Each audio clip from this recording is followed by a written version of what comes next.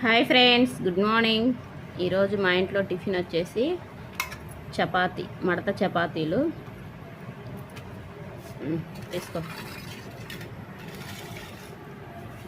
దాని కాంబినేషన్ వచ్చేసి పప్పు అన్నమాట. సూపర్గా ఉంటుంది పప్పు అండ్ మడత చపాతీలు. చూడండి ఎంత సాఫ్ట్గా ఉన్నాయో, తినచెప్పిందో.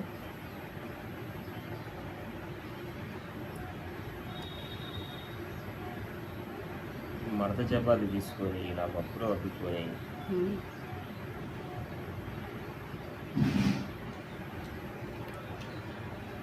బాగున్నాయి కదా, సాఫ్ట్గా. ఓకే ఫ్రెండ్స్, ఎంతమందికి మడత చపాతీ ఇష్టం?